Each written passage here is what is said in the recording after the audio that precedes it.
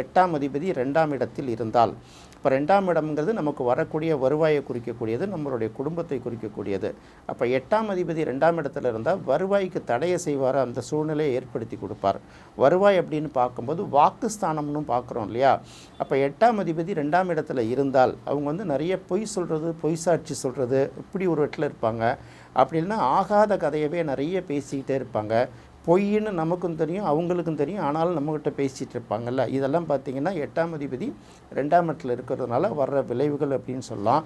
அடுத்தது சொன்ன சொல்ல காப்பாற்றணும்ல, பொய் வாக்குறுதி கொடுத்து எதையாவது ஒரு காரியம் நிறைவேற்ற பிறகு அதுக்கப்புறம் அவங்கள பற்றி நம்ம பேசாமல் அவங்கள கண்டு அவாய்ட் பண்ணி போகிறாங்கல்ல, இவங்க எல்லாருக்கும் பார்த்திங்கன்னா இந்த 8ஆம் அதிபதி 2ஆம் இடத்துல இருந்தால் அந்த மாதிரி ஒரு பிரச்சனை வரும்.